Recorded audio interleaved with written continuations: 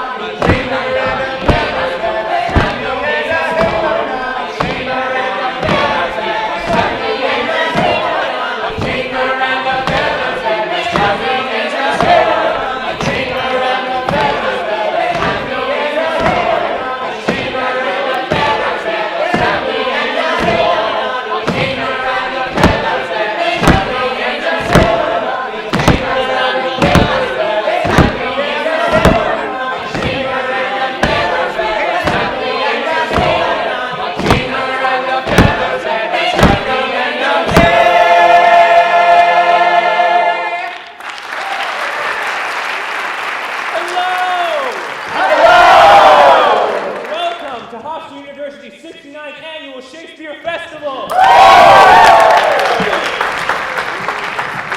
a moment to silence your cell phones and locate the end that's nearest to you.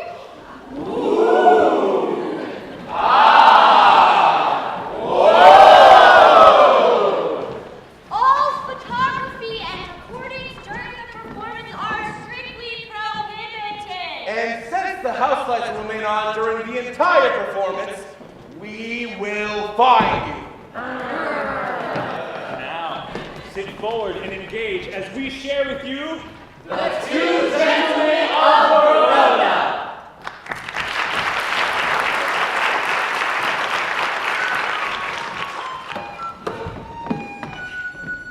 Cease to persuade, my loving Proteus. Home-keeping youth have ever homely wits.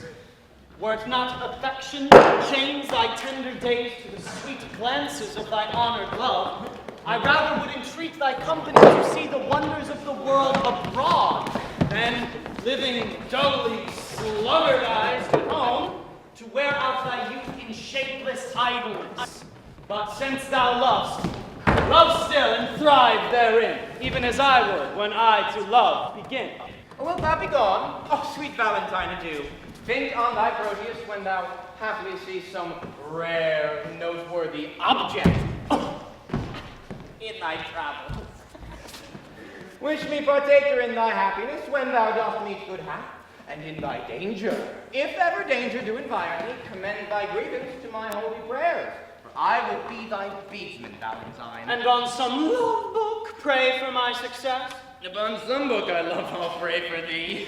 To be in love, where scorn is bought with groans, coy looks with heart-sore sighs, one fading moment's mirth with 20 watchful, weary, tedious nights. So by your circumstance you call me fool. So by your circumstance I fear you'll prove. 'Tis love you cavil at, I am not love. Love is your master, for he masters you, and he that is so yoked by a fool, methinks, should not be chronicled for why. Yet, writers say, as in the sweetest bud, the eating canker dwells. So, eating love inhabits the finest wits of all. And writers say, as the most forward bud is eaten by the canker ere it blow. Even so, by love, the young and tender wit is turned to folly.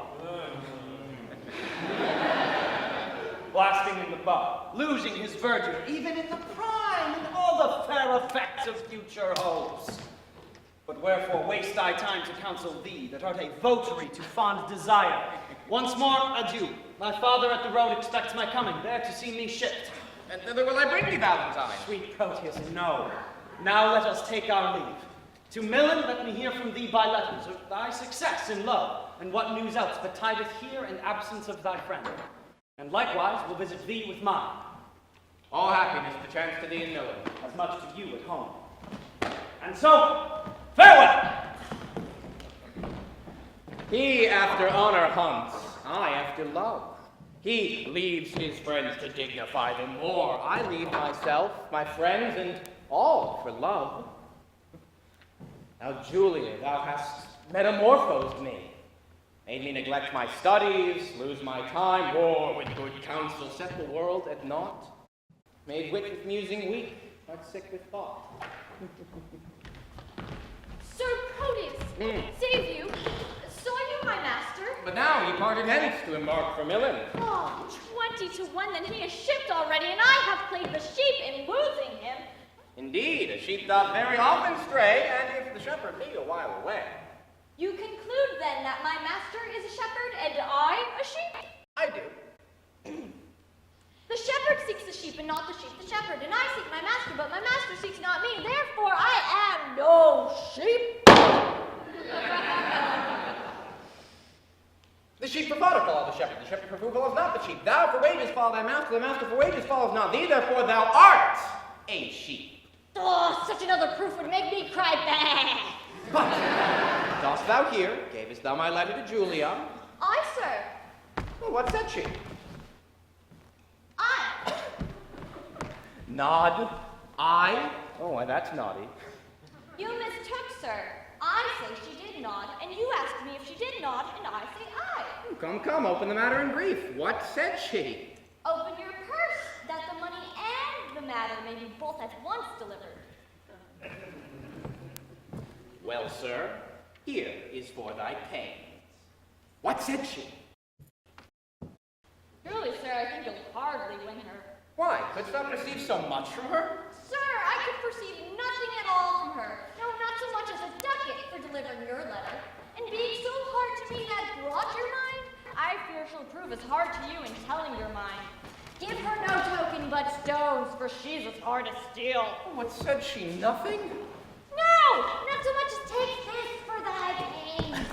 Henceforth, carry your letters yourself, and so, sir, I'll commend you to my master. Go, be gone! Save your ship from wreck, which cannot perish having thee aboard, being destined to a drier death on shore. I must go send some better messenger. I fear my Julia would not gain my lines, receiving them from such a worthless post!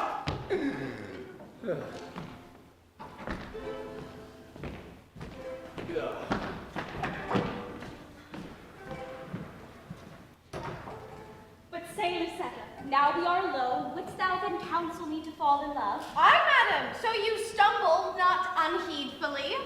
Of all the fair resort of gentlemen with everyday parling counter me, in thy opinion, which is worthiest love? Please you repeat their names.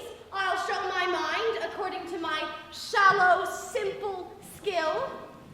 What thinkst thou of the fair Sir Ferdinand? As of a knight well-spoken, neat and fine, but were I you, he never should be mine. What thinkst thou of the rich Mercatio? Well of his wealth, but of himself, so-so. What thinkst thou of the gentle Proteus? Lord, to see what folly reigns in us. How now, what means this passion at his name? Pardon, dear madam, 'tis passing shame that I, unworthy body as I am, should censure thus on lovely gentlemen. And why not on Proteus, as of all the rest? Then thus of many good, I think him best. Your reason? Oh, I have no other but a woman's reason. I think him so because I think him so. And would you have me cast my love on him? Aye, if you thought your love not cast away. But he of all the rest hath never moved me. Yet he of all the rest, I think best loves ye. His little speaking shows his love but small. Fire that's closest kept burns most of all. They do not love that do not show their love. Oh, they love least that let men know their love. What I knew is mine. Peruse this paper, madam. To Julia. Say from whom? That the contents will show. Say you gave it me. Valentine's page, but sent, I think, from Proteus. He would have given it you, but I, being in the way, did in your name receive it. Pardon the fault, I pray. Now by my modesty, a goodly broker, dare you presume to harbor wanton lines, to whisper and conspire against great worth, and you an officer fit for the place. There, take the paper, see it be returned, or else return no more into my sight. To plead for love deserves more fee than hate. Will ye be gone? That you may ruminate.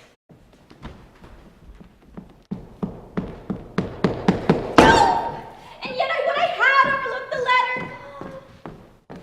'Twere pity to call her back and pray her for a fault for which I chid her. Fie, how wayward is this foolish love that like a testy babe will scratch the nurse, then presently all humbled kiss the rod. Oh, how churlishly I chid Lucetta, hence when willingly I would have had her here. How angrily I taught my brow to frown when inward joy enforced my heart to smile. My penance is to call Lucetta back and ask permission for my folly past. What ho, Lucetta!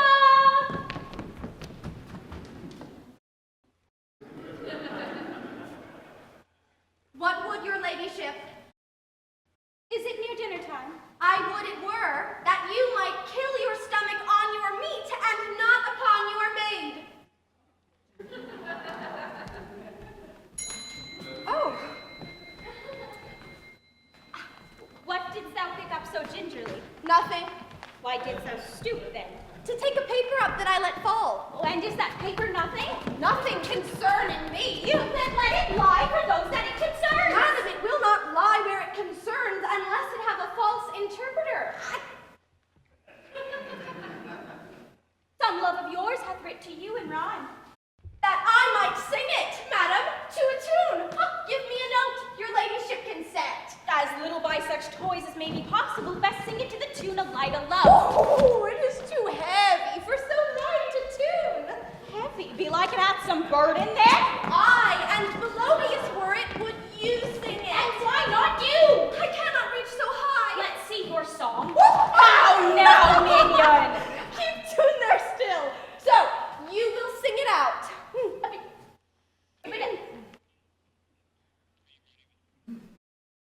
By force I am thinks not fancy to write in gratitude willeth me. And yet methinks I do not like this song. No, madam, it is too sharp. You, minion, are too saucy. Nay, now you are too flat, and mar the concord with too harsh a descant. There wanteth but a mean to fill your song. The mean is drowned with your unruly bass. Indeed, I bid the bass for Proteus. This babble shall not henceforth trouble me.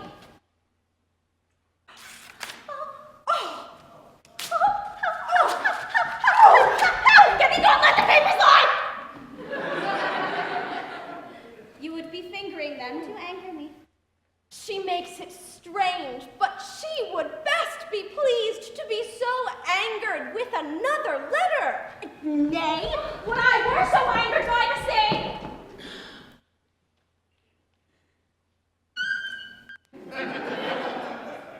Oh, hateful hands to tear such loving words, injurious wasps to feed on such sweet honey, and kill the bees that yield it with your stings. I'll kiss each several paper for it.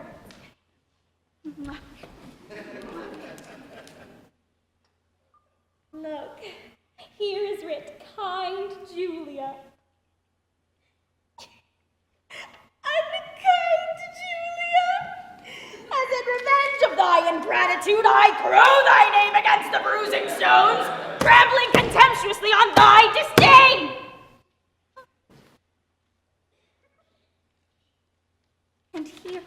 And here is writ, love wounded Proteus. Oh, poor wounded name!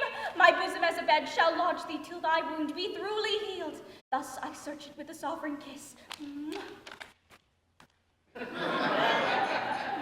Twice or thrice was Proteus written down. Oh, be calm, good wind! Blow not a word away till I have found every letter in the letter. Except mine own name, that Sir Whirlwind bare into a ragged, fearful, hanged rock, and thrown into the raging sea! Oh, here in one line is his name twice writ. Poor, forlorn Proteus, passionate Proteus. that I'll tear away. And yet I will not. For sits so prettily he couples it against his complaining names. Thus I will fold them on one another. Now kiss. Embrace. Content. Through with you. Madam! Dinner is ready and your father stays. Let us be gone then. What? Shall these papers lie like telltales here? If you respect them, best take them up. Nay, I was taken up for laying them down. Yet here they shall not lie for catching cold. I see you have a month's mind to them. Aye, madam, you may say what sights you see. I see things too, although you judge I wink.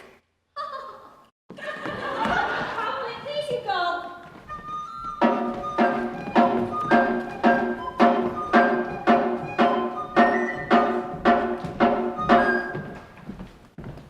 Tell me, Panthina, what sad talk was that wherewith my brother held you in the cloister? 'Twas of his nephew Proteus, your son. Why, what of him? He wondered that your lordship would suffer him to spend his youth at home, while other men of slender reputation set forth their sons to seek preferment out. He said that Proteus, your son, was meet, and did request me to importune you to let him spend his time no more at home, which would be great impeachment to his age in having known no travel in his youth. Who needs so much importune me to that, whereon this month I have been hammering? I have considered well his loss of time, and how he cannot be a perfect man, not being tried and tutored in the world. Then tell me, whither were I best to send him? I think your lordship is not ignorant how his companion, youthful Valentine, attends the emperor in his royal court. Ah, yes, I know it well. 'Twere good.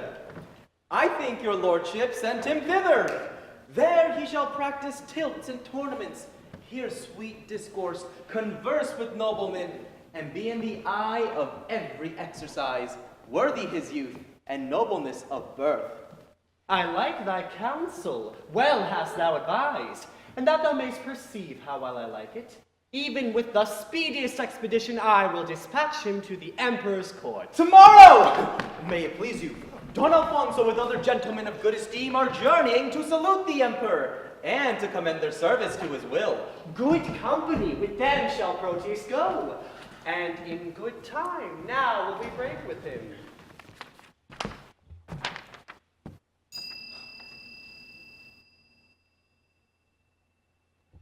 Sweet love, sweet line, sweet life. Here is her hand, the agent of her heart. Here is her oath for love, her honor's pawn. Oh, that our fathers would applaud our love to seal our happiness with their consents. Oh, heavenly Julia. How now? What letter are you reading there? Oh, may it please your lordship, 'tis a word or two of commendation sent from Valentine, delivered by his friend that came from him. Lend me the letter, let me see what news. There is no news, my lord, but that he writes how happily he lives, how well beloved and daily graced by the emperor, wishing me with him partner in his fortune. And how stand you affected to his wish? Oh, as one relying on your lordship's will and depending on his friendly wish. My will is something sorted with his wish. Muse not that I thus suddenly proceed, for what I will, and there an end. I have resolved that thou shalt spend some time with Valentinus in the emperor's court. Tomorrow, be in readiness to go, excuse it not, for I am peremptory. My lord, I cannot be so soon provided. Please you deliberate a day or two. Look, what thou wants shall be sent after thee. No more of stay. Tomorrow thou must go. Come on, Panthino, he shall be employed to hasten on his expedition.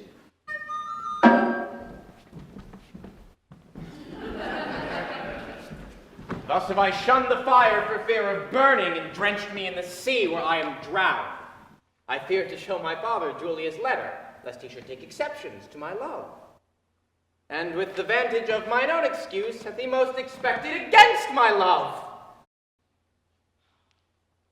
Oh, how this spring of love resembleth the uncertain glory of an April day, which now shows all the beauty of the sun, and by a cloud take all away. Sir Proteus, your father calls for you. He is in haste, therefore I pray you to go. Why, this is it. My heart accords thereto, and yet 1,000 times it answers no.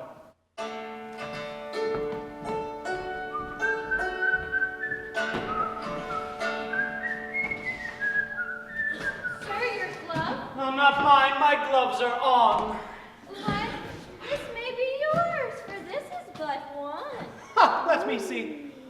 Ay, give it me, it's mine. Sweet ornament that decks a thing divine. Ah, Silvia, Silvia. Madam Silvia! Madam Silvia! What? Boy! Who bade you call her? Your worship, sir. Or else I mistook. Don't you, boy. Do you know Lady Silvia? She that your worship loves? Why, how know you that I am in love? Married by these special marks. First, you have learned, like Sir Proteus, to wreathe your arms like a malcontent, to relish a love song like a robin redbreast, oh, to walk alone like one that had the pestilence, to sigh like a schoolboy that had lost his ABC, to weep like a young wench that had buried her grandam, to fast like one that takes diet, to watch like one that fears robbing. You were wont, when you laughed, to crow like a cock. When you walked like one of the lions. When you fasted, it was presently after dinner, and when you looked sadly, it was for want of money. But now you are metamorphosed with a mistress, so when I look on you, I can hardly think you my master.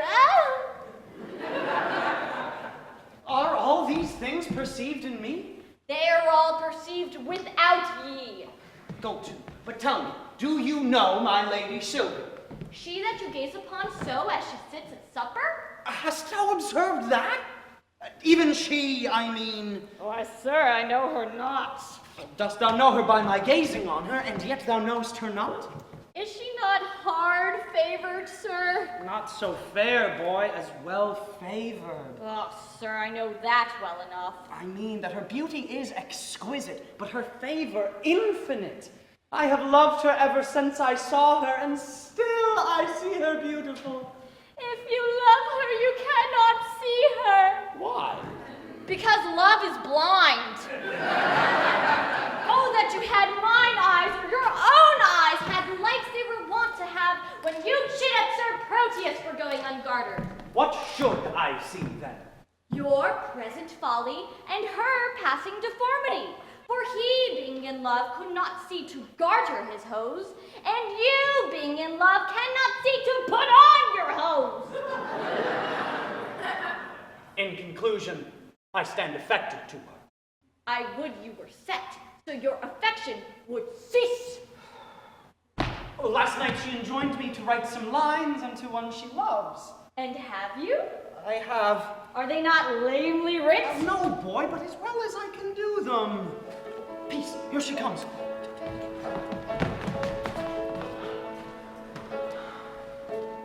Madam and mistress, 1,000 good morrows.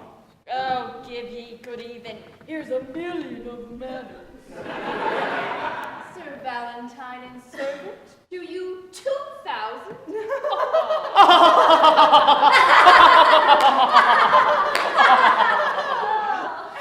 He should give her interest and she gives it him. As you enjoined me, madam, I have writ your letter unto that secret nameless friend of yours, which I was much unwilling to proceed in, but for my duty to your ladyship. I thank you, gentle servant. 'Tis very, clerkly done. Now, trust me, madam, it came hardly off. For being ignorant to whom it goes, I writ it random, very doubtfully. Oh, perchance you think too much of so much pain. No, madam. So instead I will write, please you command 1,000 times as much, and yet... A pretty period. Well, I guess the sequel, and yet I will not name it, and yet I care not, and yet take this again, and yet I thank you, meaning henceforth to trouble you no more. And yet you will. Oh, and yet another yet. Oh. What means your ladyship? Do you not like it? Oh, yes, yes, the lines are very quaintly rich, but since unwillingly, take them again. Nay, take them. Madam, they are for you. Aye, you rich them, sir, at my request. But I will none of them. They are for you. I would have had them rich more movingly.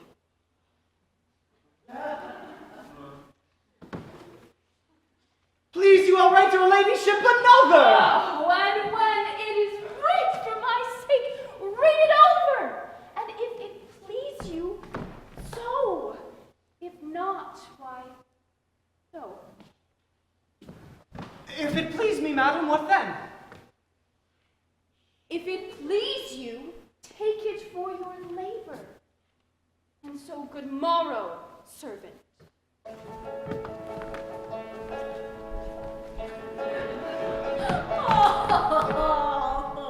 Oh, jest, unseen, inscrutable, invisible, as a nose on a man's face or a weathercock on a steeple. My master sues to her, and she hath taught her suitor, he being her pupil, to become her tutor. Oh, excellent device! Was there ever heard a better? That my master, being scribe to himself, should write the letter? How now, boy, what are you reasoning with yourself? Nay, I was rhyming. 'Tis you that have the reason. To do what? To be a spokesman for Madame Silvia. To whom? To yourself. Why, she moves you by a figure. What figure? By a letter, I should say. What, she has not writ to me. Oh, what needs she when she hath made you write to yourself?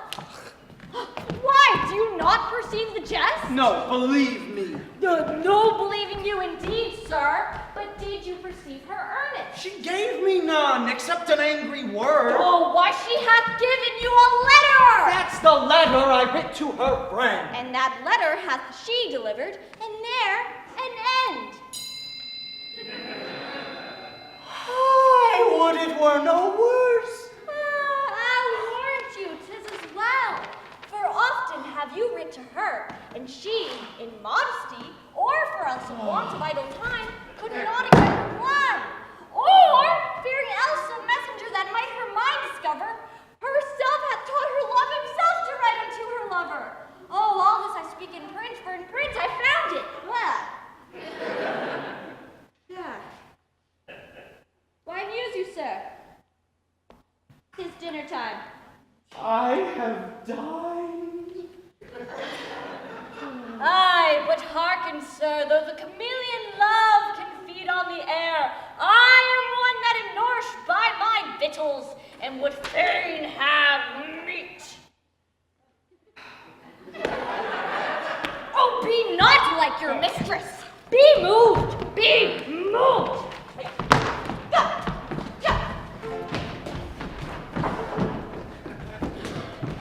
Have patience, gentle Julia. I must, where is no remedy. When possibly I can, I will return. If you turn not, you will return the sooner. Here, keep this for thy Julia's sake. Why then, we'll make exchange. Here, take you this. And seal the bargain with a holy kiss. Here is my hand for my true constancy. And when that hour o'erslips me in the day wherein I sigh not, Julia, for thy sake, the next ensuing hour some foul mischance torments me for my love's forgetfulness.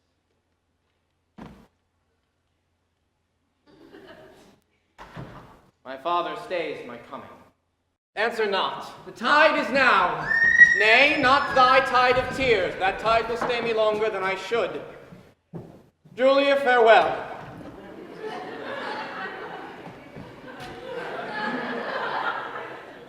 What? Gone without a word?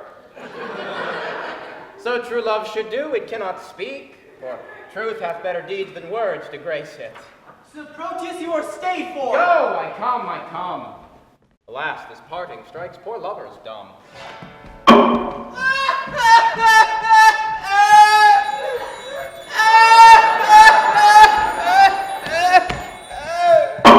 Nay, 'twill be this hour ere I have done weeping.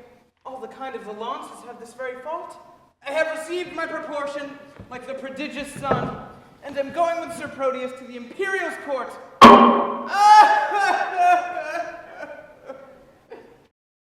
I think Crab, my dog, be the sourest natured dog that lives all our house in a great perplexity. Yet did not this cruel-hearted cur shed one tear.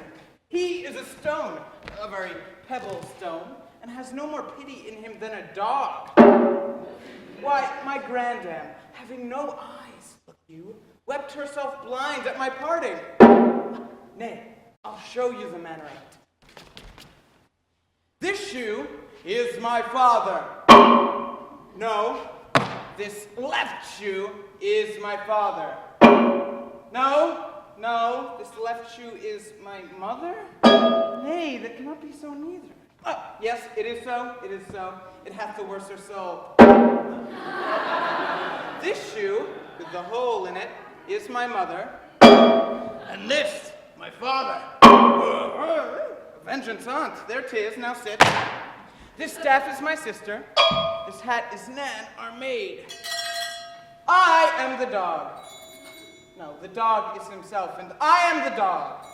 Oh, the dog is me, and I am myself. Aye, so. Now come I to my father. Father, your blessing. Now should not the shoe speak a word for weeping. Now should I kiss my father. Well, he weeps on. Now come I to my mother. Oh, that she could speak now like a mad woman. Well, I kiss her. Oh, why, there 'tis. Here's my mother's breath up and down. Now come I to my sister. Mark the moan she makes. No, the dog, all this while sheds not a tear nor speaks a word. But see how I lay the dust with my tears. Vance? Away, aboard! Thy master is shipped, and thou art to post after. What's the matter? Why weepest, man? Away, ass! You'll lose the tide if you tarry any longer. It is no matter if the tide were lost, for it is the unkindest tide that ever any man tied. What's the unkindest tide? Why, he that's tied here, Crab, my dog. Tut, man, I mean you'll lose the flood. And in losing the flood, lose thy voyage. And in losing thy voyage, lose thy service. And in losing thy service, lose thy master. And losing thy master, why dost thou stop my mouth? For fear thou shouldst lose thy tongue. Come away, man. I was sent to call thee. Sir, call me what thou darest. Wilt thou go? Well, I will go.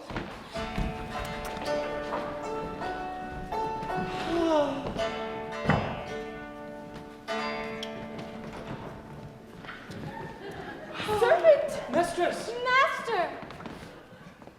Sir Thuriel frowns on you. Aye, boy, it's for love. Not of you. Of my mistress, then.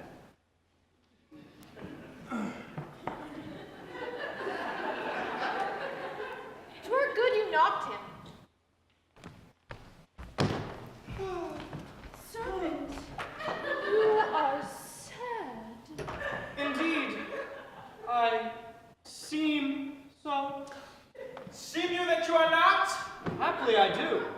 So do counterfeits. So do you. What seem I that I am not? Wise. And what instance of the contrary? Your folly. And how quote you my folly? I quote it in your jerkin. My jerkin is a doublet. Why then I'll double your folly. How? What? Angry agree, Sir Thurio. You change color. Oh, give him leave, madam. He is a kind of chameleon. That hath more mind to feed on your blood than live in your air, you have said, sir. Aye, sir, and done too for this time. Oh, I know it well, sir. You always end ere you begin. A fine volley of words, gentlemen, and quickly shut up. Oh, not Now, assured, madam, we thank the giver. oh, who is that servant? Yourself, sweet lady, for you gave the fire. Sir Thurio borrows his wit from your ladyship's looks, and spends what he borrows kindly in your company. Sir, if you spend word for word with me, I shall make your wit bankrupt. I know it well, sir. You have an exchequer of words, and I think no other treasure. No more, gentlemen, no more. Comes my father.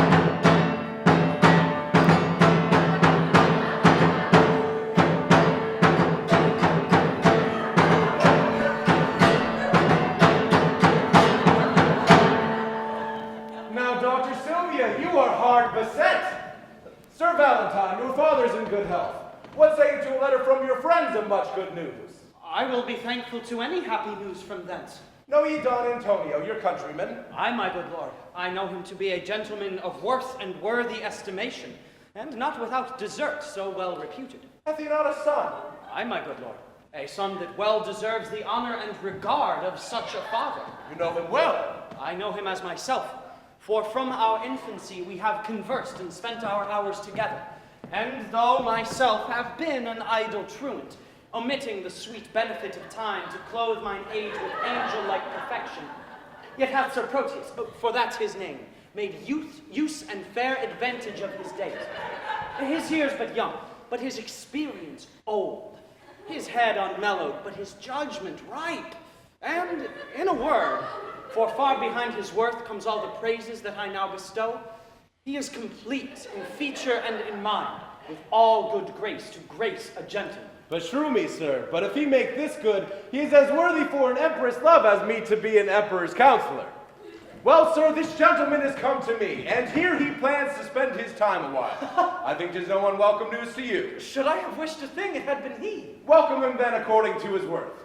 Silvia, I speak to you, and to you, Sir Thurio. For Valentine, I need not cite him to it. I will send him hither to you presently.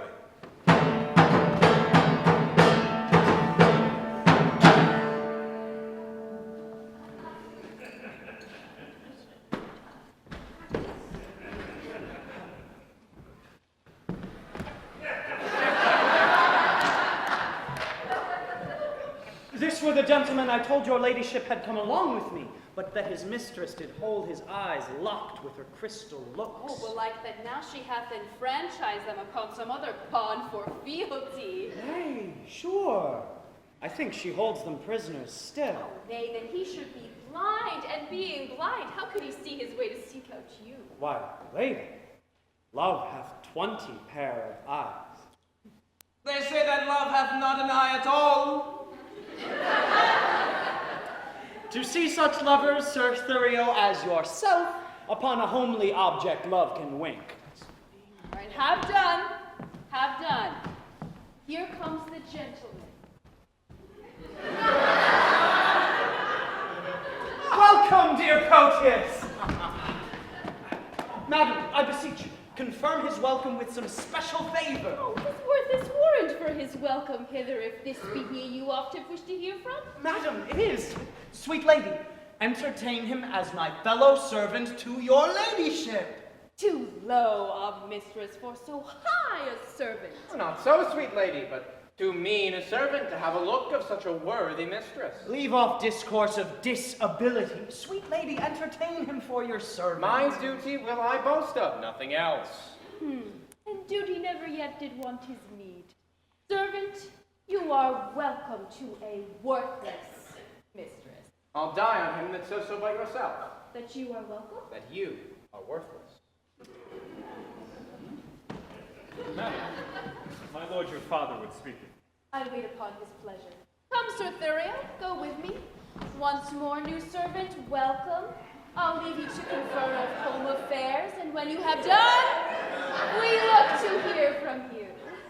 We'll both attend upon your ladyship.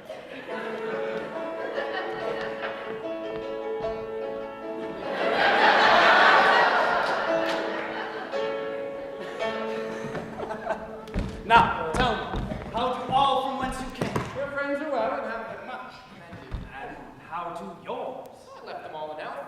How does your lady? How thrives your love? My tales of love were wont to weary you. I know you join not in a love discourse. Aye, Proteus, but that life is altered now. I have done penance for contemning love, whose high imperious thoughts have punished me with bitter fasts, with penitential groans, with nightly tears and daily heart-sore sighs. For in revenge of my contempt of love, love hath chased sleep from my enthralled eyes, and made the watchers of mine own heart sorrow. Oh, gentle Proteus, love's a mighty lord, and hath so humbled me as I confess. There is no woe to his correction, nor to his service no such joy on earth. Now, no discourse, except it be of love. Now can I break my fast, dine, sup, and sleep upon the very naked name of love. Enough, I read your fortune in your eye.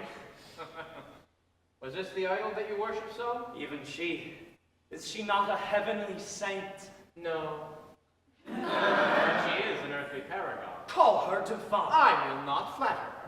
Oh, flatter me, for love delights in praises. When I was sick, you gave me bitter pills, and I must minister the like to you. If not divine, yet speak the truth by her.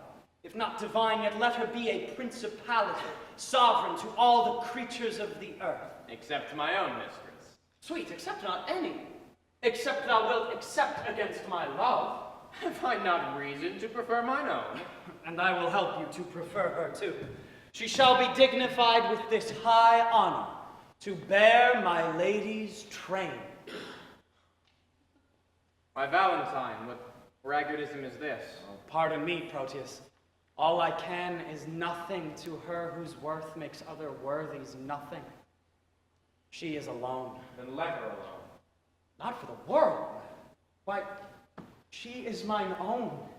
And I as rich in having such a jewel as 20 seas, if all the sand were pearl, the water nectar, and the rocks pure gold. Forgive me that I do not dream on thee, because thou seest me dote upon my love. My foolish rival, whom her father likes only for his possessions are so huge, is gone with her along, and I must after, for love, thou know'st, is full of jealousy. But she loves you. Aye. And we are betrothed. Nay, more, our marriage hour, with all the cunning manner of our flight determined of, how I must climb her window, the ladder made of cords, and all the means plotted and agreed on for my happiness. Proteus, will you go with me to my chamber in these affairs to aid me with thy counsel? Go on before, I shall inquire you for. I must onto the road to disembark some necessaries that I needs must use. And after, I'll presently attend you. Will you make haste? I will.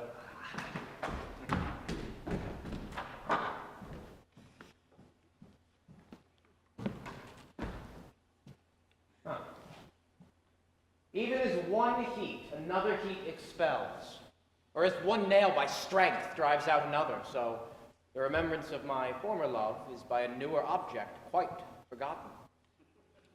Is it mine or Valentine's praise, her true perfection, or my false transgressions that have made me reasonless to reason thus? He is fair, and so is Julia that I love. I did love. Now my love is thawed, which, like a waxen image against a fire, bears no impression of the thing it was. Methinks my zeal to Valentine is cold, and that I love him not as I was wont. Oh, but that I love his lady too much. That's the reason I love him so little. How shall I begin to dote on her with more advice that thus without advice begins to love her? What a picture I have yet beheld that hath dazzled my reason's light. When I look on her perfection, there is no reason but that I shall be blind. If I can check my erring love, I will. If not, to compass her, I'll use my skill.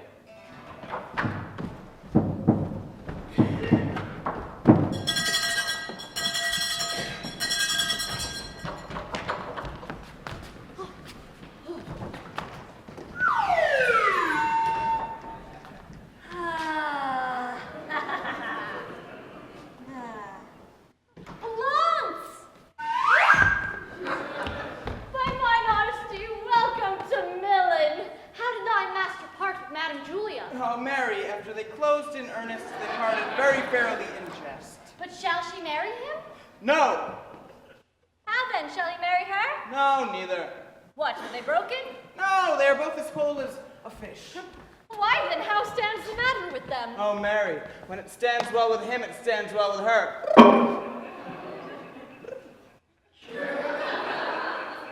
What an ass art thou? I understand thee not. What a block art thou that thou canst not. My staff understands me. What thou sayest? Aye, what I do too. Look thee, I'll but lean, and my staff understands me. It stands under thee indeed. Why, stand under and understand is all one. Oh, but tell me true, wilt be a match? Ask my dog. If he say aye, it will. If he say no, it will. If he shake his tail and say nothing, it will.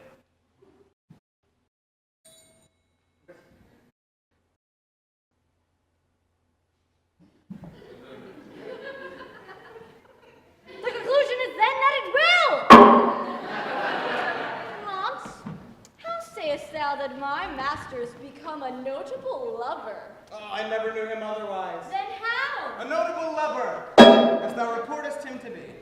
I tell thee that my master is become a hot lover. I tell thee I care not, though he burn himself in love. If thou wilt, go with me to the alehouse. Oh, at thy service.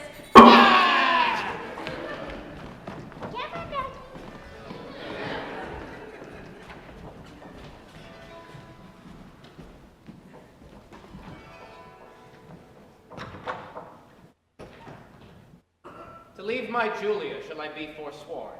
To love fair Silvia shall I be forsworn. To wrong my friend I shall be much forsworn. And even that power which gave me first my oath provokes me to this threefold perjury. Love bade me swear, and love bids me forswear. Oh, sweet suggesting love, if thou hast sinned, teach me, thy tempted subject, to excuse it. First I did adore a twinkling star, but now I worship a celestial sun. Unheedful vows may heedfully be broken, and he wants wit that wants resolve at will to learn his wit to exchange the bad for better. I fie unreverent tongue, to call her bad whose sovereignty so oft thou hast preferred with 20,000 soul-confirming oaths. I cannot leave to love, and yet I do. But there I leave to love where I should love. Julia I lose, and Valentine I lose. If I keep them, I needs must lose myself. If I lose them, thus find I by their loss for Valentine myself, for Julia, Silvia. Well, I to myself am dearer than a friend, for love is still most precious in itself. Silvia, witness heaven that made her fair, shows Julia but a swarthy Ethiop.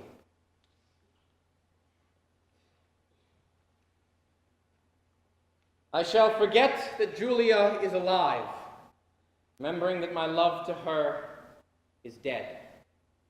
And Valentine, I'll hold an enemy aiming at Silvia as some sweeter friend. I cannot now prove constant to myself without some treachery used to Valentine. This night, he meaneth with a corded ladder to climb celestial Silvia's chamber window, myself in counsel his competitor. Presently I'll give her father notice of their disguising and intended flight, who all enraged will banish Valentine. Pethurio, he intends, shall wed his daughter, but Valentine being gone, I'll quickly cross by some sly trick blunt Thurio's dull proceeding. Love, lend me wings to make my purpose swift. Thou hast lent me wit, plot this drift.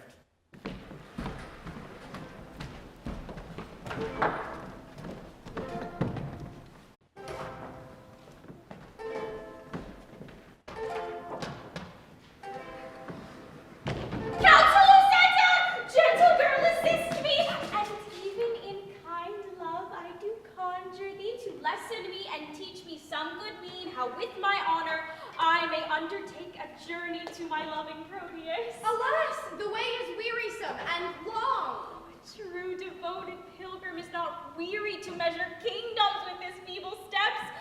Much less shall she that hath love's wings to fly. And when the flight is made to one so dear, of such divine perfection is Sir Proteus. Better forbear till Proteus make return. Oh, knowest thou not that his looks are my soul's food? Pity the dearth I have pined in for longing for that food so long a time. If thou didst but know the inly touch of love, thou wouldst go soon as kindle a fire with snow, then quench the fire of love with words. I do not seek to quench your love's hot fire, but qualify the fire's extreme rage, lest it should burn above the bounds of reason. The more thou damn'st it up, the more it burns. Then let me go and hinder not my course. But in what habit will you go along? Well, not like a woman, for I prevent the loose encounters of lascivious men. Gentle Lucetta, fit me in such weeds as may beseem that of a well-reputed page. Why then, your ladyship must cut your hair. No, girl, I'll knit it up in 20 silken strings of odd-conceited true love knots. What fashion, madam, shall I make your breeches? Why, in whatever fashion thou best likes, Lucetta. You must needs have them with a codpiece, madam. Ouch, ouch, Lucetta, thou would be ill-favored. A round hose, madam, now's not worth a pin, unless you have a codpiece to stick pins on.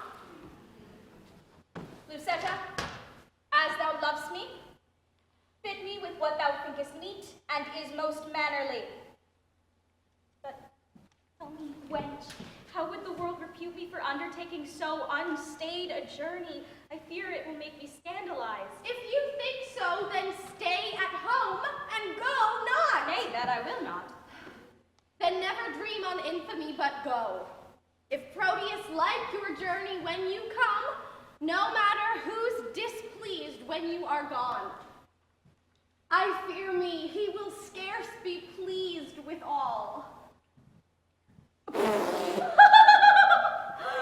Lucetta, that is the least of my fears. 1,000 oaths, an ocean of his tears, and instances of infinite love warned me welcome to my Proteus. All these are servants of deceitful men. Base men who use them to so base an effect. The truer stars did govern Proteus' birth.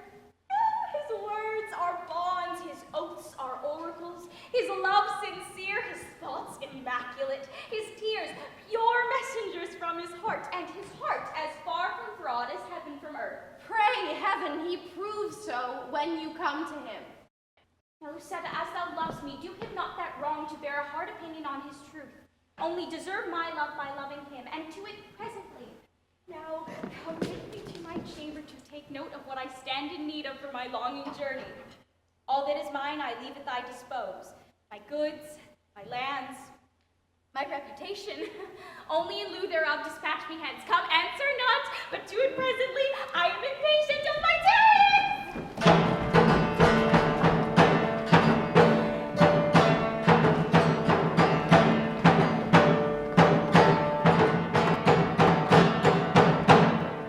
Tell me, Proteus, what's your will with me? My gracious lord, that which I would discover the law of friendship bids me to conceal.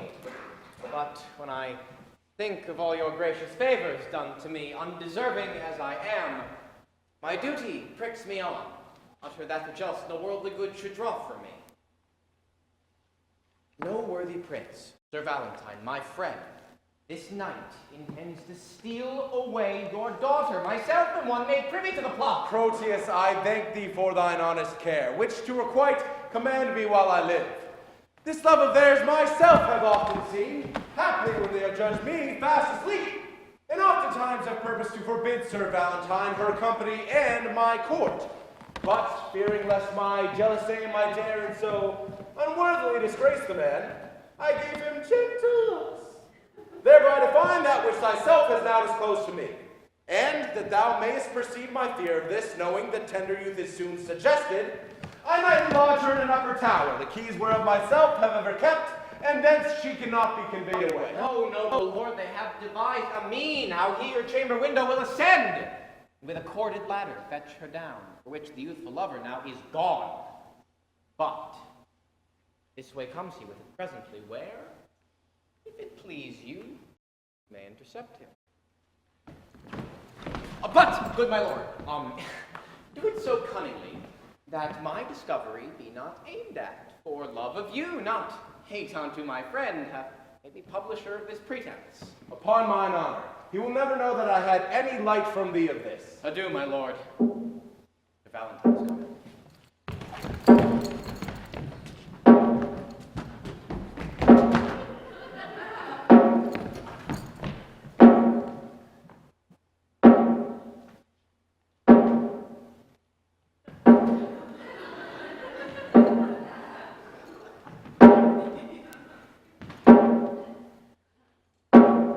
Sir Valentine!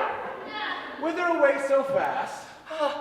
Please it your grace, there is a messenger that stays to bear my letters to my friends, and I am going to deliver them. Be they of much import? The tenor of them doth but signify my health and happy being at your court. Nay then, no matter, stay with me a while. I have to break with thee of some affairs that touch me near, wherein thou must be secret. 'Tis not unknown to you that I have sought to match my friend Sir Thurio with my daughter. I know it well, my lord, and sure the match were rich and honorable. Besides, the gentleman is full of virtue, bounty, worth, and qualities well beseeming such a wife as your fair daughter. Cannot your grace win her to fancy him? No, trust me. She is peevish, sullen, froward, proud, disobedient, lacking duty, neither regarding that she is my child, nor fearing me as if I were her father. And may I say to thee, this pride of hers upon advice hath drawn my love from her. And where I thought the remnants of mine age should have been cherished by her childlike duty, I am now full resolved to take a wife, and turn her out to who will take her in. Let her beauty be her wedding dower, for me in my possession she esteems not. What would your grace have me to do in this? There's a lady here in Verona whom I affect. But she is nice and coy, and not esteems my aged eloquence. Now therefore would I have thee to my tutor, for long agone I have forgot to court, and besides, the fashion of the time has changed. How and which way may I bestow myself to be regarded in her sun-bright eye? Win her with gifts if she respect not words. But she did scorn a present that I sent her. A woman sometimes scorns what best contents her. Send her another, never give her o'er, for scorn at first makes after love the more. If she do frown, 'tis not in hate of you, but rather to beget more love in you. Flatter and praise, commend, extol their graces, though ne'er so black, say they have angels' faces. That man that hath a tongue, I say, is no man, if with his tongue he cannot win a woman.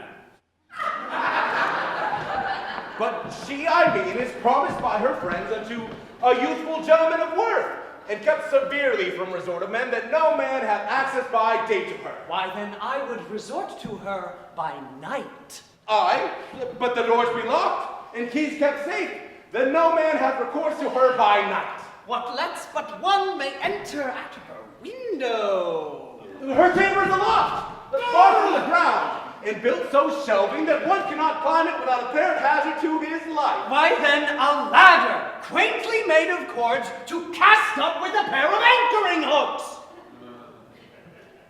would serve to scale another hero's tower, so boldly Ander would adventure it. Now, as thou art a gentleman of blood, advise me where I may have such a ladder. When would you use it? Pray, sir, tell me that. This very night, for love is like a child that longs for everything it can come by. By 7 o'clock I'll get you such a ladder. But hark thee, I will go to her alone. How shall I best convey the ladder thither? It will be light, my lord, that you may bear it under a cloak that is of any length. A cloak as long as thine will serve the turn. Aye, my good lord. Then let me see thy cloak. I will get me one of such another length. Why, a cloak of any length will serve the turn, my lord. How shall I fasten me to wear a cloak? I pray thee, let me feel thy cloak upon me.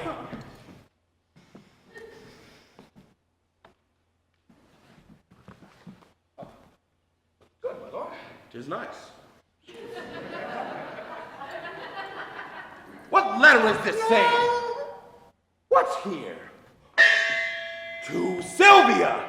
In an engine fit for my proceeding, I'll be so bold as to break the seal for once. My thoughts do harbor with my Silvia nightly, and slaves they are to me that send them flying. Oh, could their master come and go as lightly, himself would lodge where senseless they are lying. My herald thoughts in thy pure bosom rest them. What's here? Silvia, this night I will enfranchise thee. Tis so, and...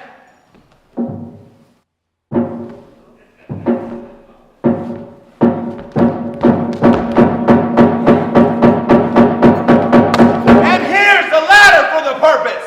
Go, base intruder, overweening slave.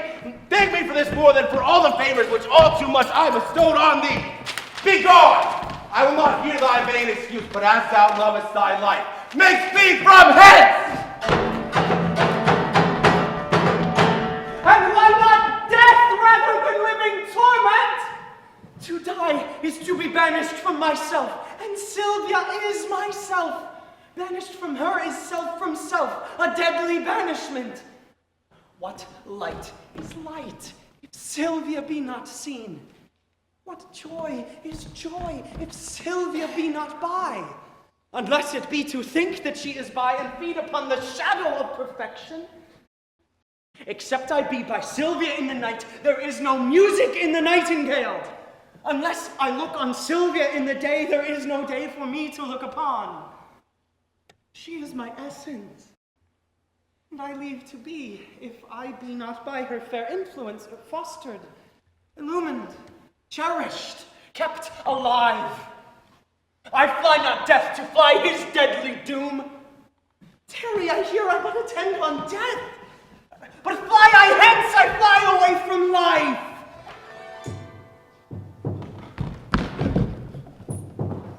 Run, boy, run, and seek him out. Stop! What seest thou? Him we go to find, Valentine. Valentine! No! What then, his spirit? Neither! Who then? Can nothing speak? Master, shall I strike? Who wouldst thou strike? Nothing! Sirrah, I say forbear. Friend Valentine, a word!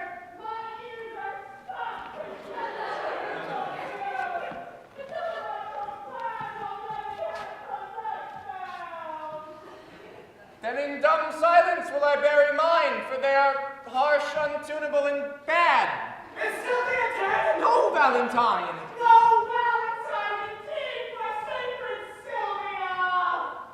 Has she forsworn me? No, Valentine! No, Valentine, indeed, Silvia has forsworn me! What is your news? Sir, there's a proclamation that you are vanished.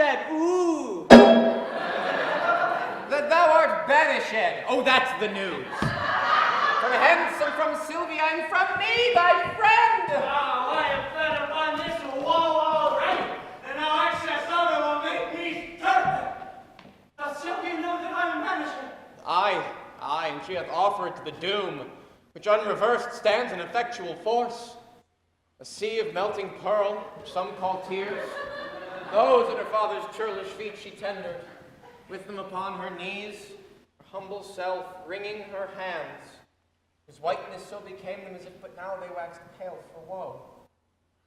Neither bended knees, pure hands held up, sad sighs, deep groans, nor silver-shedding tears could penetrate her uncompassioned sire. But Valentine, if he be ta'en, must die. Besides, her intercession chafed him so that for when thy repeal she was suppliant, to close prison he commanded her, with many bitter threats of biding there. Unless the next word that thou speakst have some malignant power upon my life. If so, I pray thee, breathe it in mine ear as ending anthem to my endless dolor. Cease to lament for that which thou canst not help, and study help for that which thou lament. Time is the nurse and breeder of all good. Here if thou stay, thou canst not see thy love.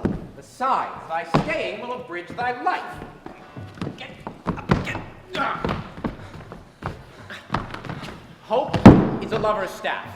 Walk hence with that, and manage it against despairing thoughts. Your letters may be here, though thou art hence, but, being writ to me, shall be delivered even in the milk-white bosom of thy love.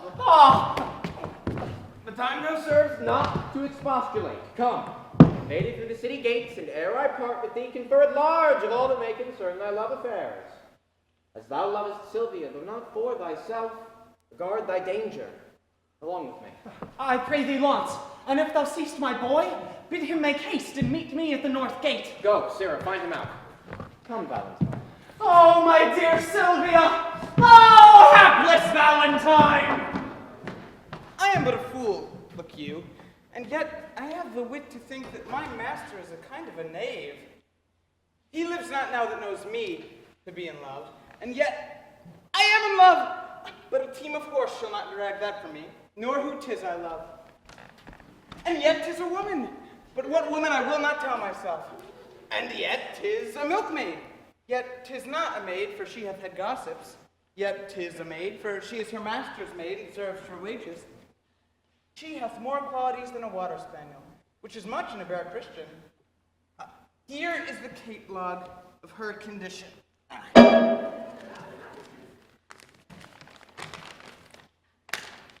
Imprimus, she can fetch and carry. Why, a horse can do no more. Nay, a horse cannot fetch, but only carry. Therefore is she better than a jade. Item, she can milk. Look you, a sweet virtue in a maid with clean hands. How now, Signor Launce? What news in your paper? Oh, the blackest news thou ever heardest. Why, man, how black? Why, black as ink. Well, let me read them. Oh, fie on thee, jilted. Thou canst not read. Oh, thou liest, I can. Come, fool, come. Try me in my paper. Oh. Ha!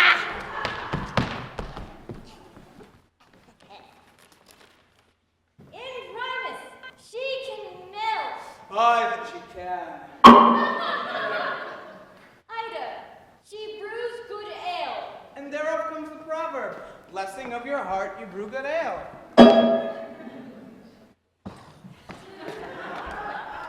Ida, she can sew. Oh, that's as much as to say, can she sew? Ida, she hath many nameless virtues. Oh, that's as much as to say, bastard virtues, that indeed know not their fathers, and therefore have no names. Here follow her vices. Close at the heels of her virtues. Ida, she doth talk in her sleep. It's no matter for that, so she sleep not in her talk. Ida,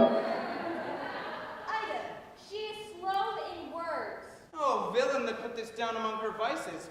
To be slow in words is a woman's only virtue. I pray thee, out with and place it for her chief virtue. Ida, she hath no teeth. Well, I care not for that neither, because I love crusts.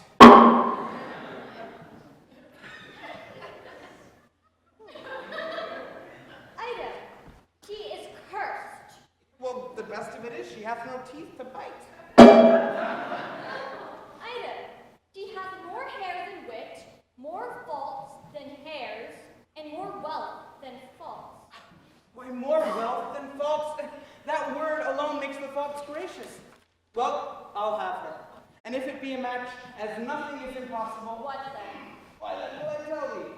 Thy master stays for thee at the North Gate. For me? For thee! Thou must run to him, for thou hast stayed so long that going will scarce serve the turn. Why didst not tell me sooner? Pass your love letters!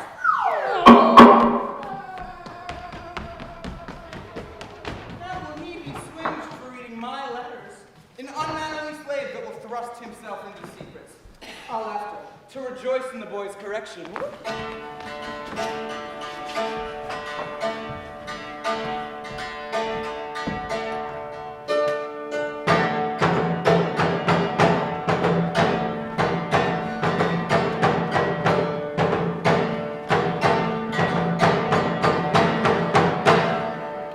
Sir Thurio, fear not but that she will love you. Now Valentine is banished from her sight.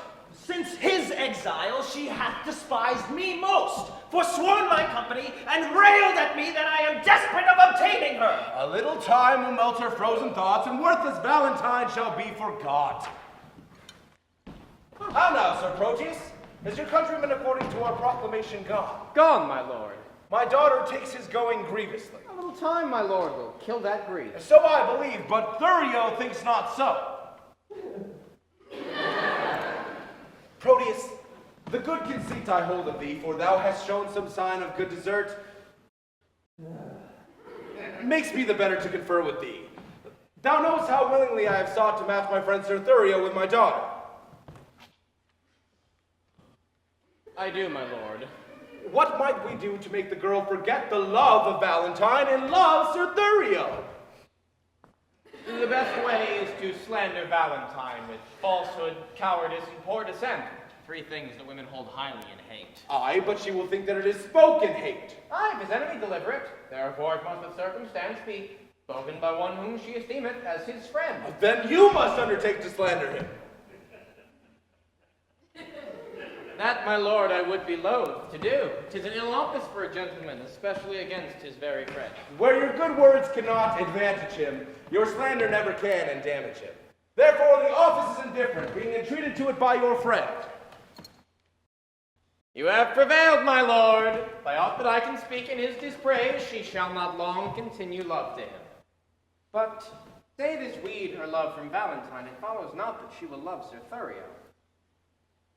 Therefore, as you unwind his love from hers, lest it should ravel and be good to none, you must provide to bottom it on me, which must be done by praising me as much as you in worth dispraise Sir Valentine.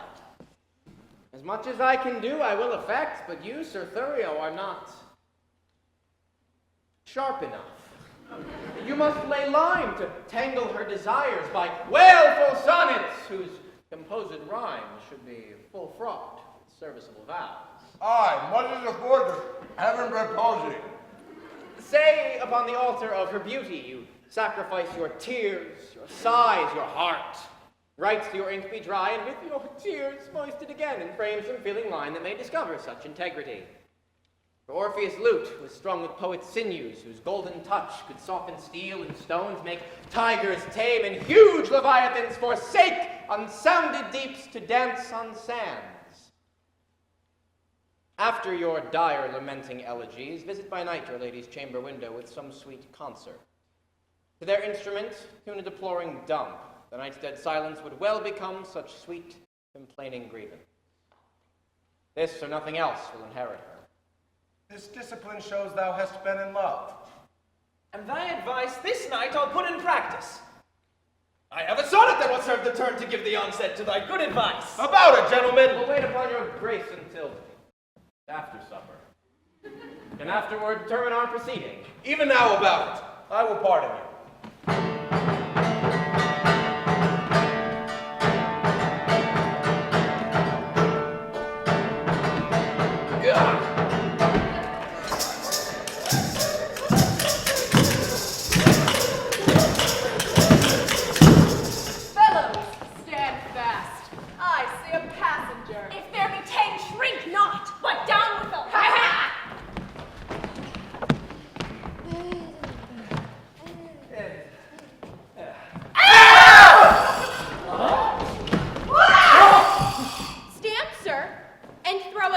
have about ye. If not, we'll make you sit and rifle you. Sir, we are undone. These are the villains that all the travelers do fear so much. My friends! That's not so, sir. We are your enemies. Peace! We'll hear him. I, by my beard, will weep, for he's a proper man. Then know that I have little wealth to lose. A man, I am crossed with adversity.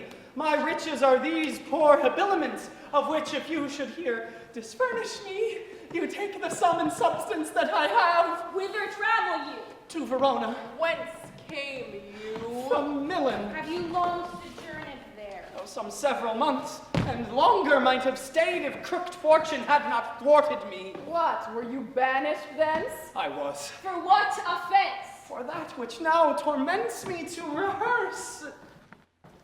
I killed a man.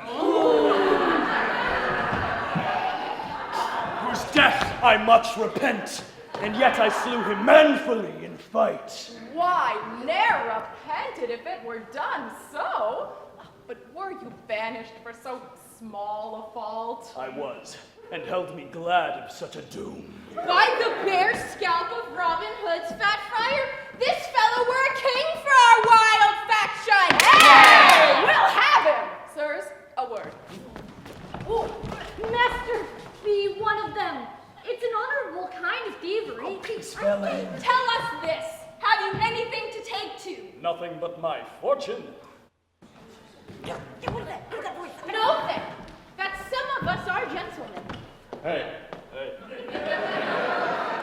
Myself was from Verona, banished for practicing to steal away a lady, an heir, and near allied unto the Duke. And I from Mantua, for a gentleman who in my mood I stabbed unto the heart. And I, for such like petty crimes as these.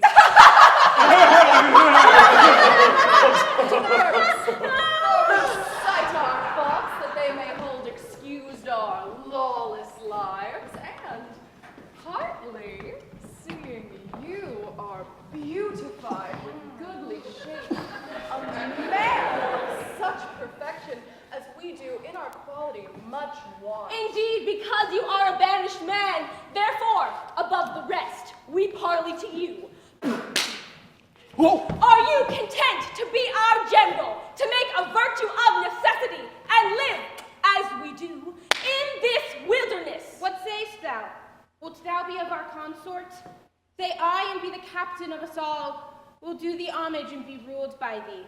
Love thee as our commander and our king. But if thou scorn our courtesy, thou diest! Thou shalt not live to brag what we have offered! I will take your offer and will live with you. Provided that you do no outrages on silly women or poor passengers. No, we detest such vile, base practices. Come, go with us. We'll bring thee to our cruise and show thee all the treasure we have got with ourselves. All rest at thy disposal.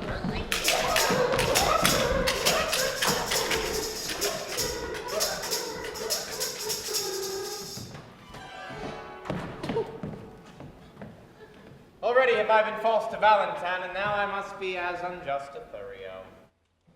Under the color of commending him, I have accessed my own love to prefer, but Silvia is too fair, too true, too holy to be corrupted with my worthless gifts. When I protest true loyalty to her, she twits about me with my falsehood to my friend.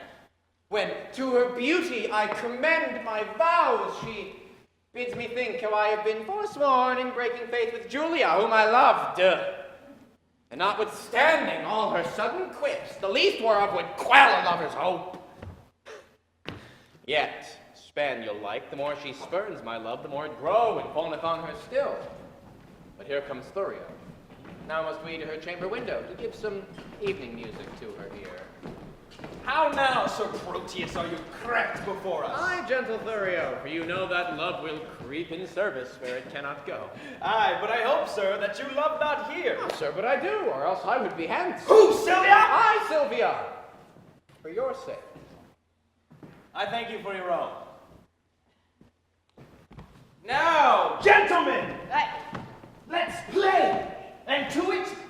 lustily a while.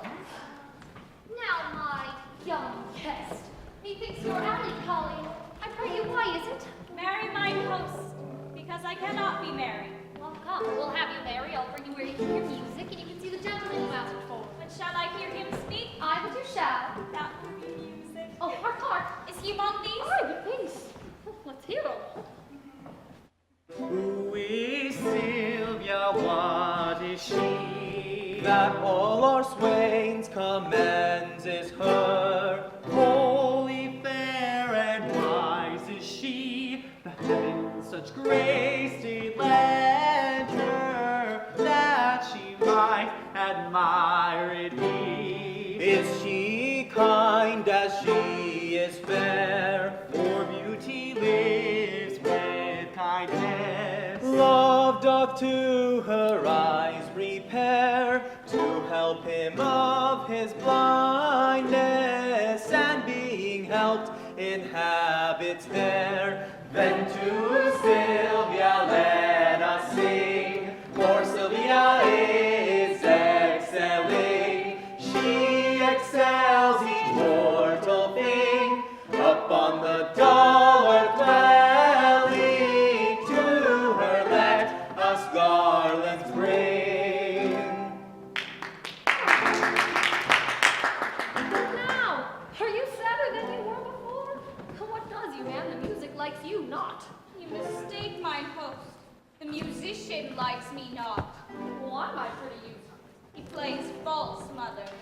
How? Out of tune on the strings? Not so, and yet so false he grieves upon my very heartstrings.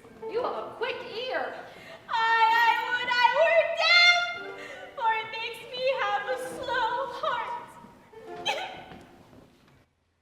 I perceive you delight not in music. Not a wink when it jars so. Hark, what fine changes in the music. Aye, that changes the spite. You would always have them play but one thing. I would have one play but one thing. But tell me, host, doth this Sir Proteus that we speak on often resort unto this gentlewoman? Well, I'll tell you what Lawrence, his man, told me. He loved her out of all nick. Where is Lawrence? Gone to seek his dog, which by his master's command he much fetched as a present to his lady. Please stand aside, the company parts. Cytherea, fear not you. I will so plead that you shall say my cunning drift excels. Where meet we? At St. Gregory's Well. Farewell!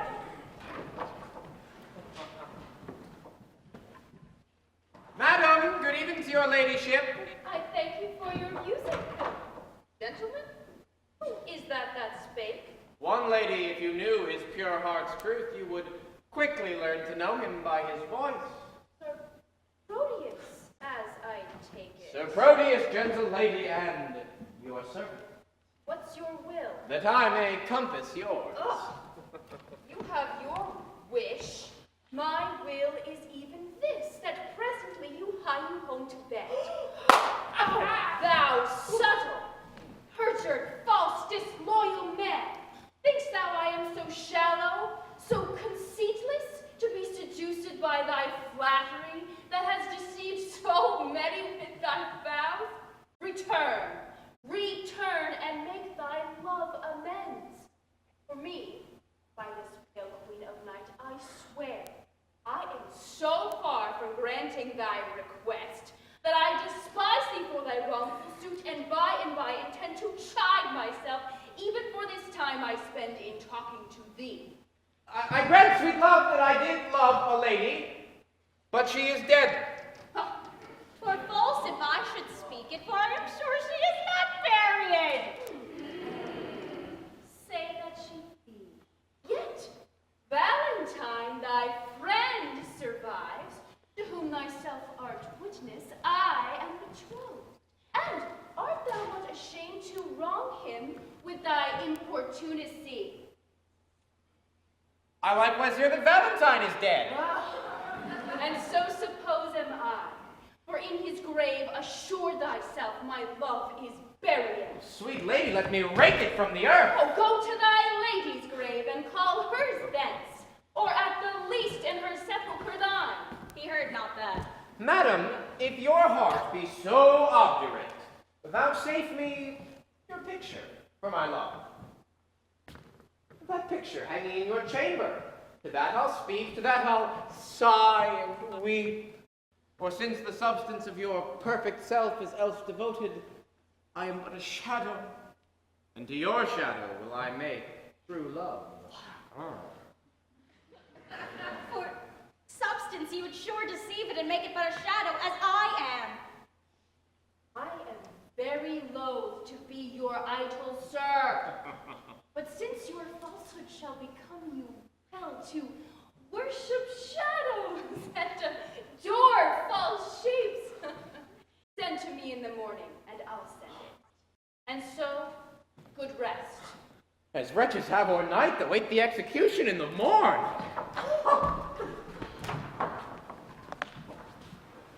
How sleep thou? By my halidom, I was fast asleep. Pray you, where lies Sir Proteus? Marry in my house. Trust me, I think 'tis almost day. Not so, for it hath been the longest night that e'er I watched, and the most heaviest. This is the hour that Madam Silvia entreated me to call and know her mind. There's some great matter she'd employ me in. Madam! Madam! Who calls? Your servant and your friend, one that attends your ladyship's command. Sir Eglamour, 1,000 times good morrow. As many worthy lady to yourself. According to your ladyship's impose, I am thus early come to know what service it is your pleasure to command me in. Oh, Eglamour, thou art a gentleman. Think not I flatter, for I swear I do not. Valiant, wise, remorseful, well accomplished, thou art not ignorant what dear goodwill I bring unto the banished Valentine, nor how my father would enforce me marry vain Thurio, whom my very soul abhors. Sir Eglamour, I would to Valentine, to Mantua, where I hear he makes abode, and though the ways are dangerous to pass, I do desire thy worthy company, upon whose faith and honor I repose.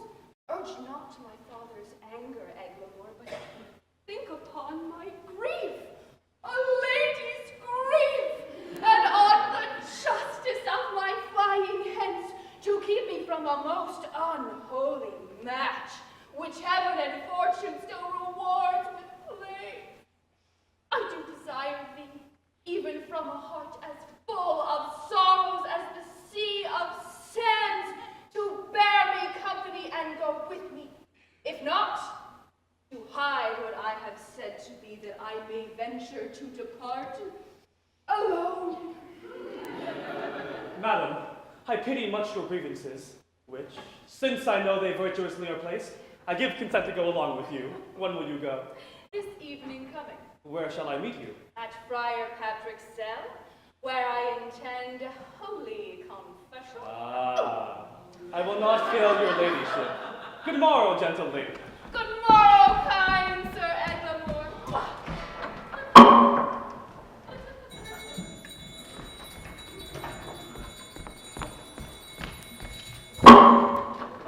When a manservant shall play the cur with him, look you, it goes hard. One that I brought up of a puppy. I have taught him even as one would say precisely, thus I would teach a dog. I was sent to deliver him as a present to Mistress Silvia for my master. And I came no sooner into the dining chamber, but he steps me to her trencher and steals her capen's leg. Ah! 'Tis a foul thing when a cur cannot keep himself in all companies. He thrusts me himself into the company of 3 or 4 gentleman-like dogs under the Duke's table. He had not been there, less the mark, a pissing while, but all the chamber smelt him. Out with the dog, says one. What cur is that, says another. Whip him out, says the third. Hang him up, says the Duke. I, having been acquainted with the smell before, knew it was crab, and goes me to the fellow who whips the dog. Friend, quoth I, do you mean to whip the dog? Aye, marry, do I, quoth he. You do him the more wrong, quoth I. 'Twas I that did the thing you wot of. He makes me no more ado, but whips me out of the chamber. Oh. How many masters would do this for his servant? Nay, I'll be sworn, I have sat in the stocks for puddings he had stolen, otherwise he had been executed. I have stood on the pillory for geese he has killed, otherwise he had suffered for it. Thou thinkest not of this now. No, I remember the trick you served me when I took my leave of Madame Silvia. Did not I bid thee still mark me and do as I do? When didst thou see me heave up my leg and make water against a gentlewoman's farthingale? Didst thou ever see me do such a trick? Sebastian is thy name. I like thee well, and will employ thee in some service presently. In what you please, I'll do what I can. I hope thou wilt. How now, you horse and peasant? Where have you been these past 2 days loitering? Marry, sir, I carried Mistress Silvia, the dog you bade me. And what says she to my little jewel? Oh, marry, sir, she says that your dog was a cur, and that cur's thanks was good enough for such a present. But she received my dog. No, indeed, sir. Here have I brought him back again. What? Didst thou offer her this from me? Aye, sir. The other squirrel was stolen from me by the hangman boys in the marketplace, and so I offered her mine own, a dog as big as 10 of yours, and therefore the gift the greater. Go get thee hence and find my dog again, or ne'er again return into my sight. Away, I say, seemest thou to vex me here? A slave that still an end turns me to shame. Sebastian, I have entertained thee partly for that I have need of such a youth that can with some discretion do my business. For 'tis no trusting to yon foolish lout, but chiefly for thy face, thy behavior, which, if my augury deceive me not, witness good bringing up, fortune, truth. Therefore, know thou, for this I entertain thee. Go presently and take this ring with thee. Deliver it to Madame Silvia. You loved me well, delivered it me. Methinks you love not her to leave her token. She dead, belike? Not so, I think she still lives. Why dost thou cry alas? I cannot choose but pity her. Wherefore shouldst thou pity her? Because methinks she did love you as well as you do love your lady Silvia. She dreams on him that has forgot her love. You dote on her that cares not for your love. 'Tis pity love should be so contrary, and thinking of it makes me cry, alas! Well, take this ring, and therewithal this letter. That's her chamber. Tell my lady I claim the promise for her heavenly picture. Your message done, hie home on to my chamber, where you shall find me sad and solitary.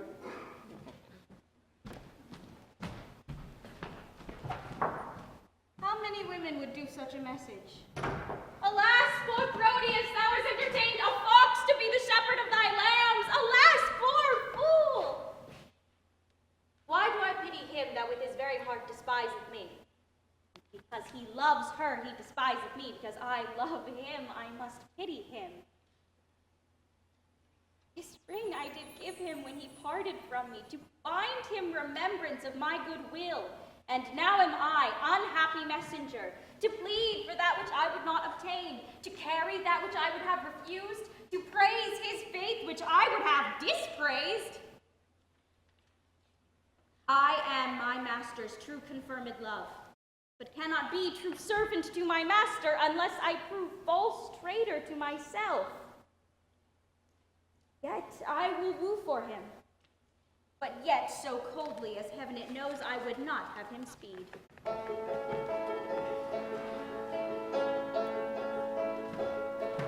Gentlewoman, good day, I pray you, be my mean to bring me where to speak with Madame Silvia. What would you with her if that I be she? If you be she, I do entreat your patience to hear the message I am sent on. From whom? From my master Sir Proteus, madam. Oh, he sends you for a picture. Aye, madam. Ursula, bring my picture here.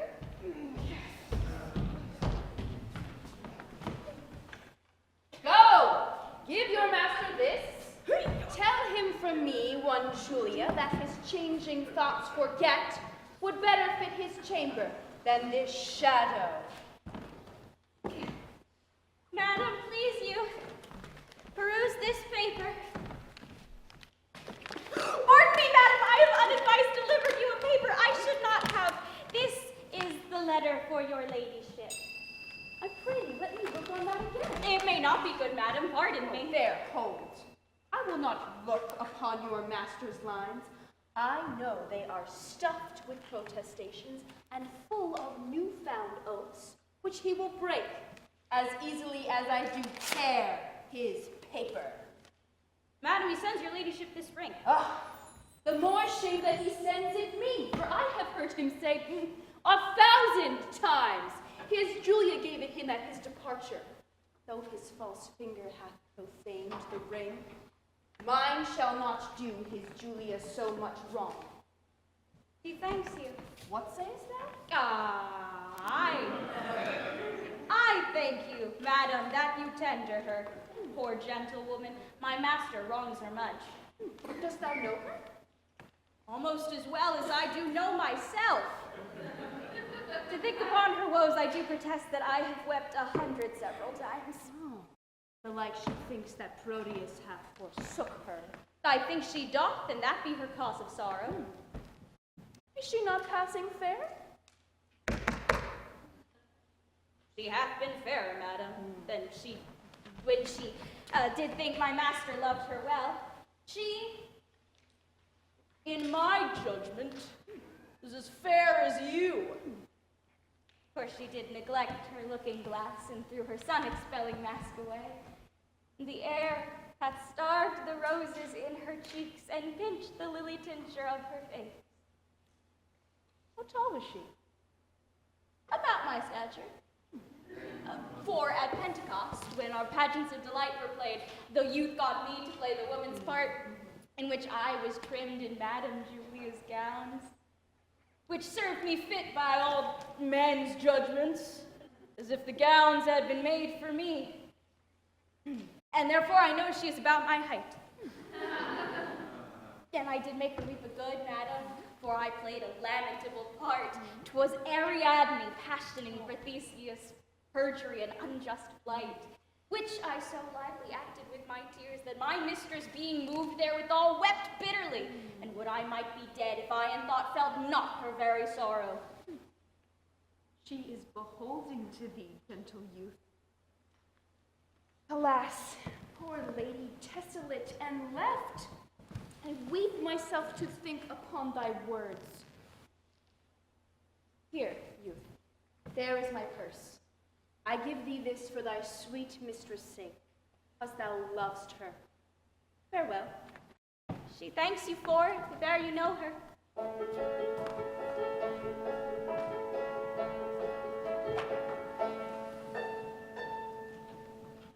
A virtuous gentlewoman, mild and beautiful.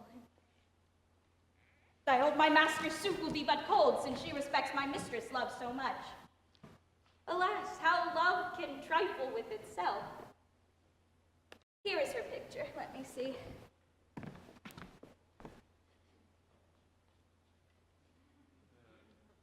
Why, I think if I had such attire, this face of mine were as full lovely as this of hers. And yet the painter had flattered her a little, unless I flatter with myself too much. Her eyes are gray as glass, and so are mine. Aye, but her forehead's low and mine is high. Oh, what? What is it that he should respect in her that I cannot make respective in myself, if this fond love be not a blinded god? Come, shadow, come take this shadow up, for 'tis thy rival. Oh, thou senseless form, thou shalt be worshipped, kissed, loved, and adored. And if there be any sense in his idolatry, my substance shall remain statute in thy stead. Still, I'll use thee kindly for thy mistress' sake that used me so. Or else, by Jove, I vow, I should have stretched out your unseeing eyes to make my master out of love with me!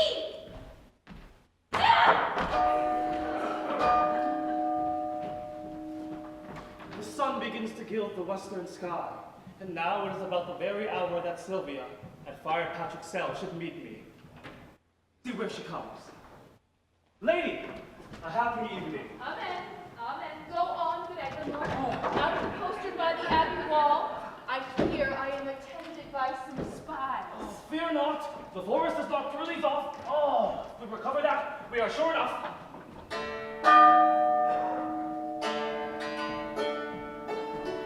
Sir Proteus, what says Silvia to my suit? Oh, sir, I find her milder than she was, and yet she takes exceptions at your person. Oh, what? That my leg is too long? No, but that it's too little. I'll wear a boot to make it somewhat rounder. Oh. Aye, but love will not be spurred to what it loathes. What says she to my valor? Oh, sir, she makes no doubt of that. She need not when she knows it cowardice. What says she to my birth? That you are well derived. True. From a gentleman to a fool. Here comes the Duke.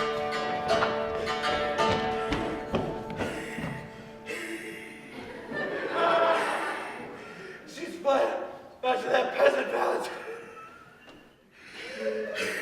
And Eglamour's in her company. Dispatch me, gentlemen, and follow me. I'll after! More to be revenged on Eglamour than for the love of reckless Silvia. And I will follow, more for Silvia's love than hate on the Eglamour that goes with her. And I will follow more to crush that love for hate than Silvia that goes for love. Come. Be patient. We must bring you to our captain. Oh, 1,000 more mischances than this one have learned me how to brook this patiently. Come, bring her away. Where is the gentleman that was with her? Being nimble-footed, he hath outrun us. Oh, But Moses and Valerius follow him.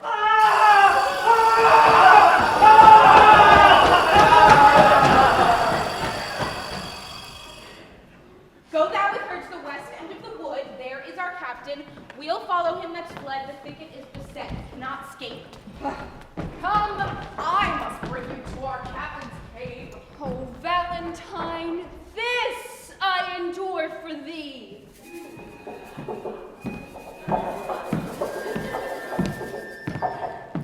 How use doth breed a habit in a man. This shadowy desert, unfrequented woods, I better brook than flourishing peopled towns. Here can I sit alone, unseen of any, and to the nightingale's complaining notes, tune my distresses and record my woes. Repair me with thy presence, Silvia. Thou gentleman, cherish thy forlorn swain.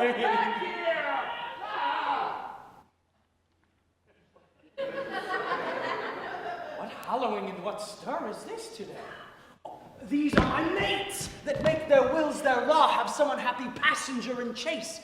They love me well, yet I have much to do to keep them from uncivil outrages. Withdraw thee, Valentine. Who's this comes here? Madam, this service I have done for you, though you respect not aught a servant doth, to hazard life and rescue you from him that would have forced your honor and your love. Vouchsafe me with one fair look. A smaller boon than this I cannot beg, and less than this I am sure you cannot give. How like a dream is this I see and hear. Love, lend me patience to forbear a while. Oh, miserable, unhappy that I am. Unhappy were you, madam, ere I came, but by my coming I have made you happy. By thy approach thou makest me most unhappy. And me when he approacheth to your presence. Had I been seized by a hungry lion, I would have been a breakfast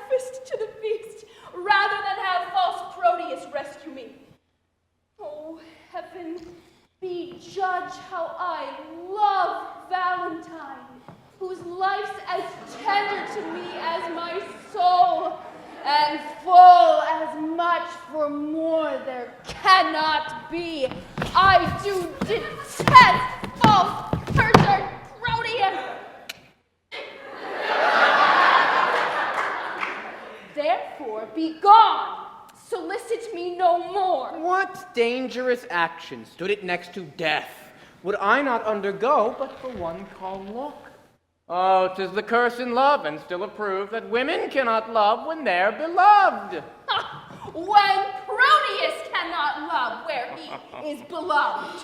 Read over Julia's heart, thy first best love, for whose dear sake thou didst then rend thy faith into 1,000 oaths, and all those oaths descended into perjury to love me. Thou hast no faith left now, unless thou hast two, and that is far worse than none. Better have none than plural faith, which is too much by one. Thou counterfeit to thy true friend. In love, who respects friend? All men but Proteus. Nay, if the gentle spirit of moving words can no way change you to a milder form, I'll woo you like a soldier at arm's end. And love ye is the very nature of love. Force ye. I'll force thee yield to my desires. Let's go, thou rude, uncivil touch, the friend of an ill fashion. Valentine? Thou common friend, that's without faith or love, for such is a friend now, treacherous man. Thou hast beguiled my hopes, not but mine eye could have persuaded me. Now I dare not say I have one friend alive, thou wouldst disprove me. Who should be trusted when one's own right hand is perjured to the bosom? Proteus, I am sorry I must never trust thee more, but count the world a stranger for thy sake. The private wound is deepest. Oh, time most accursed, mongst all foes a friend should be the worst. My shame and guilt confounds me. Give me Valentine. If hearty sorrow be a sufficient ransom for offense, I do tender it here. I do as truly suffer as e'er I did commit.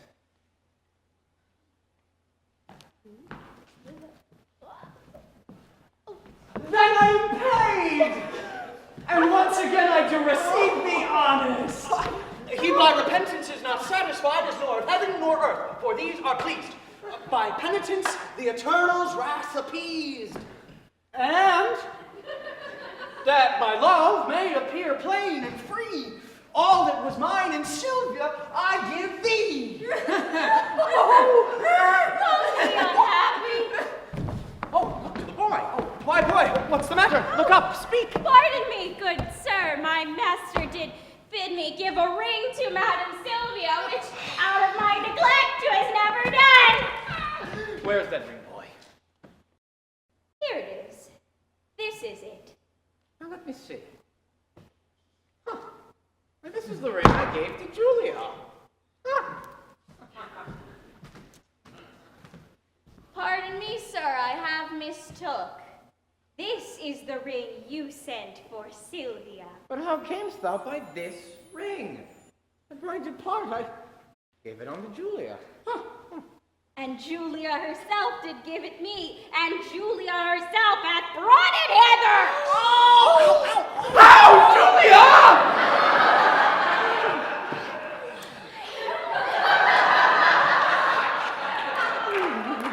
Behold her that gave aid to all thy own, and entertained them deeply in her heart.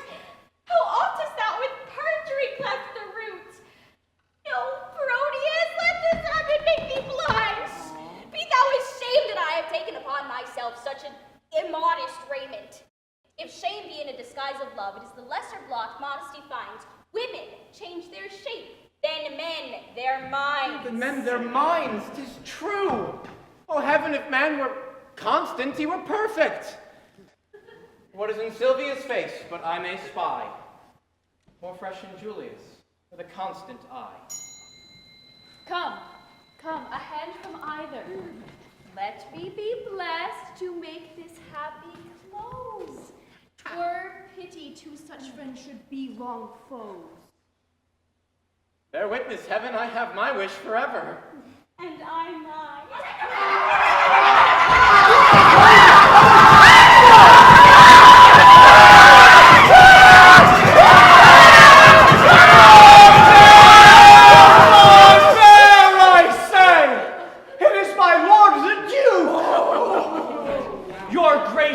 Welcome to a man disgraced.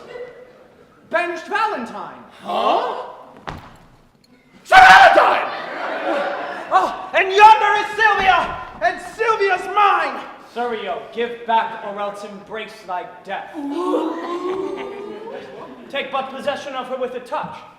I dare thee but to breathe upon my love. Sir Valentine, I care not for her. I hold him but a fool that will endanger his body for a girl that loves him not. I claim her not, and therefore she is thine. The more degenerate and base art thou, to leave her on such slight conditions. I do applaud thy spirit, Valentine, and think thee worthy of an empress love. Know then, I here forget all former griefs, cancel all grudge, repeal thee home again. Thou art a gentleman and well derived. Take thou thy Silvia, for thou hast deserved her. I thank your grace. The gift hath made me happy. I now beseech you, for your daughter's sake, to grant one boon that I shall ask of you. I grant it for thine own, whatever it be. These banished ones that I have kept withal are those endued with worthy qualities. Forgive them all that they have committed here, and let them be recalled from their exile. They are reformed, civil, full of good, and fit for great employment, worthy lord. What? Yeah. Thou hast prevailed. I pardon them and thee.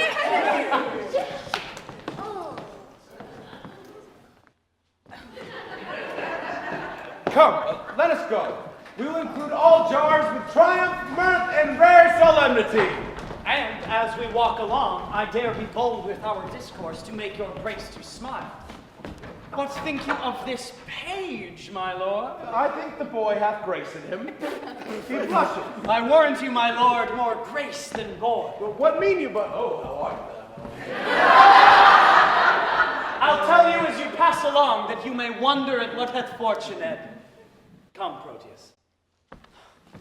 Your penance is but to hear the story of your loves discovered.